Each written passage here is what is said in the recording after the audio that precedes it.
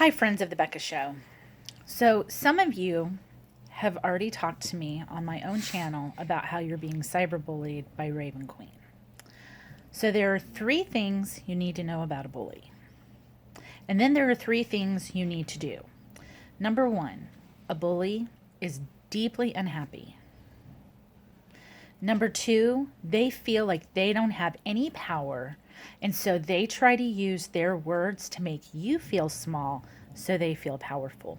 I'm willing to bet it's not working very well. And number three, you do not have to put up with that. Did you know that? So, what are three things that you can do when you're being cyberbullied?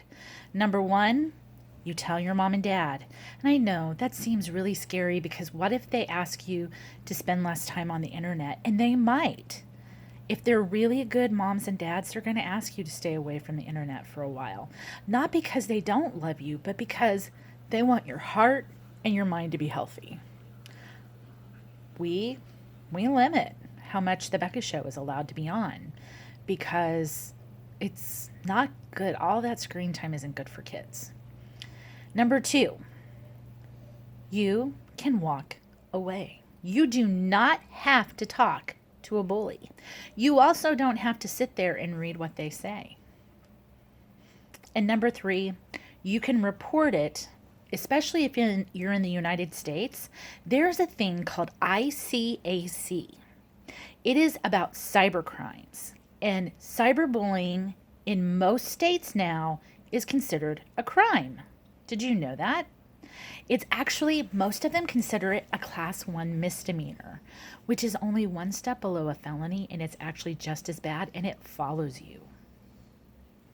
So, you can report it to the police, report it to your mom and dad, and even better, you can walk away. You don't have to stay on the internet. And every time that you shut down and you walk away, and you say, I'm just not going to deal with you today, the person who's bullying you loses their power. The whole point of bullying is that they don't feel powerful. Most bullies are hurting and they are lonely and they're tired and they have a huge gaping hole in their hearts. And so they're miserable and they're trying to make everybody else miserable. But you don't have to join the party. You have the free will to walk away. Did you know that? Sometimes it's hard when you're in the middle to remember, I don't have to do this. I can walk away. It's not easy. And sometimes you're like, but what about my friends? You know what? If your friends are really your friends, they're going to understand that you had to take a break. I take a lot of social media breaks. In fact, sometimes I take social media breaks and I have everybody in the house do it with me because we all need to just unplug and connect as human beings. So, unplug. Go play in the sun, especially if it's sunny where you are, because sometimes it's not sunny where we are. Sometimes it's a lot of rain. And just don't give them power. They only get to have power if you let them have power.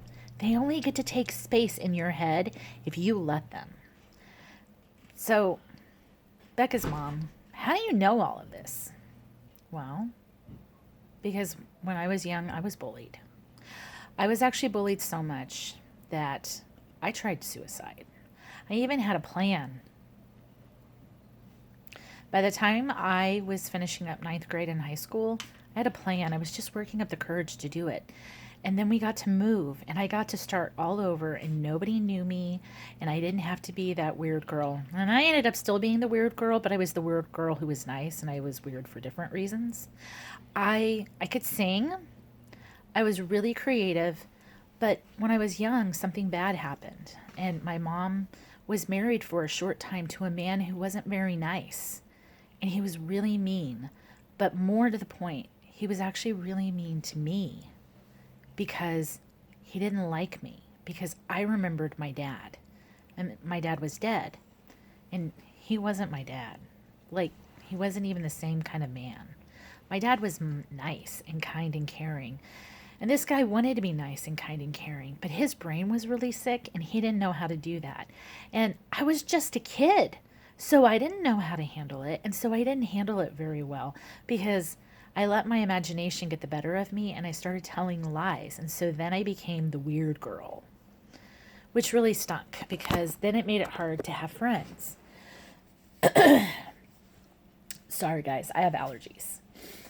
And so I was miserable. Guys, I've been that kid. I was that kid, the one who just wants to have friends. And maybe like you've got some crazy talent that you haven't shared yet because you're not ready for the world to know that. Don't do that to the dog. Sorry, I'm talking to Becca. Maybe you have a really great imagination. Maybe you're really good at art. Maybe you come up with amazing videos. And if you do, my hat is off to you because this is the extent of what I can do. And maybe you feel like that makes you a weird or like nobody's going to understand you. Nobody could possibly understand what it feels like. Maybe you're different from everybody else. Maybe you're gay. When I was a kid, to be gay was really hard.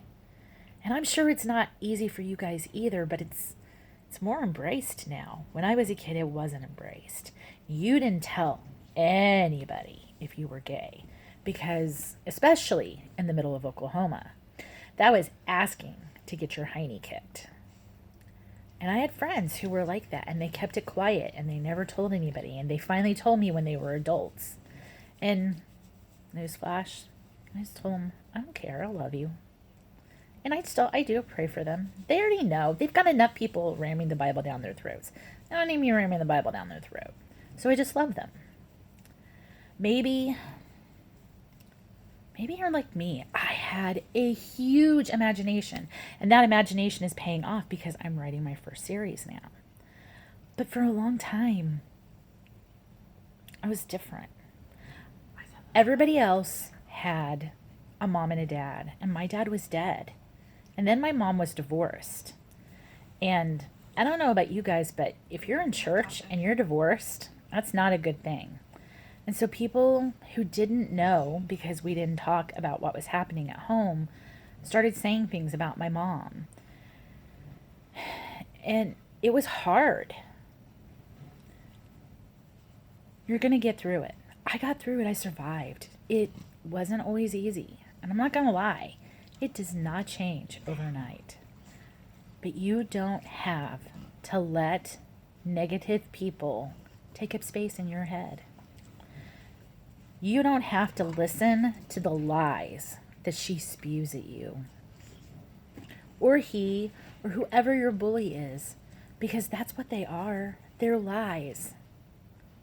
They're lies from the enemy of God who seeks to destroy and devour us. And you don't have to stand for that. I love you guys and I'm praying for you. And if you guys ever need to talk, I'm going to set up a Discord and you guys can message me and I will be happy to talk to you and to listen because I remember really well. And I survived, and so you can too. I love you guys, and I will talk to you later.